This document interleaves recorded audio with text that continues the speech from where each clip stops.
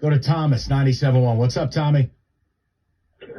My radio brothers, I got to tell you, man, I've been listening to you guys for 7 years, and I love it, man. I cannot disagree with anything you guys are saying. I am a 51-year Ohio State football fan. I have not missed a game since 1972, okay? I consider myself an expert, okay? What I saw Saturday made me so freaking angry, I thought I was going to go run through a wall. This team is so damn soft, it's sickening. When I watched Stroud in the third quarter, there was one time I actually had hope. In the third quarter, he comes up and he's begging. This is after that stupid G. Scott penalty on the sideline. He's begging Ryan Day, who's looking more and more like John Cooper every day. Oh, the 4th and 5 where he's begging to go for it? Yeah. Yeah, this was with Oregon last year where, they rack up 500 yards of total offense and don't do anything. This whole thing, Ohio State fans, and I'm guilty of this. We want it to look pretty, the stat sheet. We complain about a 54-10 win over Iowa. We're whining about this and that. But the one thing that Michigan does, they don't care what you think. They don't care what you look like. They go in and they beat your butt. And this is what's happening here. Okay? Ohio State, they go into Northwestern. Everybody's complaining about the damn win. Like the wind's blowing, the wind. You know what you do? You go 2 tight ends, you go a double formation, and you jam the ball down their damn throat. Thomas, that's the problem. Under Ryan Day, they can't do it. They can't. Yes. And it gets worse, okay? My belief is here is what's happened is you've created a culture of softness, okay? You got some Charmin fresh there, okay? This is ridiculous. And watching this game, it got out of hand in the third quarter. This is like watching the 96 Ohio State-Michigan game again. When I was in attendance there, you spend the whole first half inside the Michigan 10. You're up 9-0 at halftime. Then 2 big plays in the second half, and everyone's taking their little Egg McMuffins and going home. Listen, this is an embarrassment, okay? So at the end of this game, we were just stunned. We were stunned. Okay. Do you think it's a sense of entitlement there at Ohio State? Of course it is. This is the thing we accused Michigan fans in the 90s of. Okay? See, everything is cyclical, What goes around comes around. See, I know in the summer when JJ was talking about how he was going to beat Ohio State, he knew it.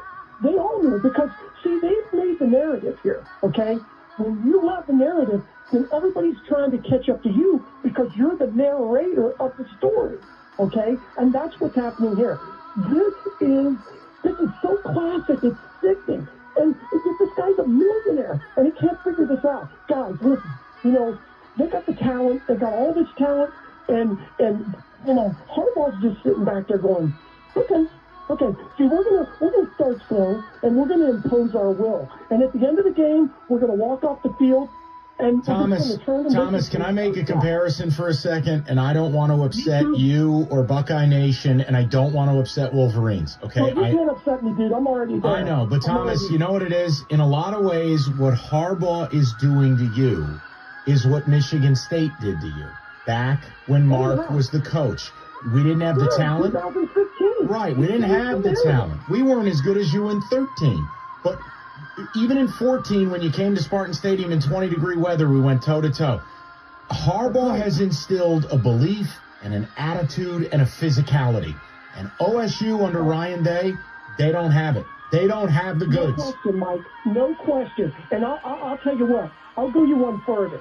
See, I remember 2015 well because I know Mark D'Antonio. Mark D'Antonio was a youngstown back in the 90s, okay?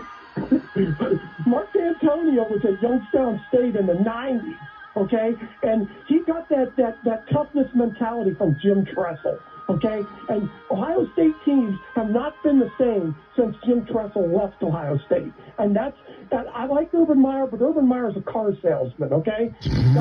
This whole thing is just coming down to, are you sure you got the right guy? He's recruiting, he's doing this, but he's Dr. Zhivago, dude. That's what he is. No, and guess what? This is, and Thomas, we're up against it. Understand something.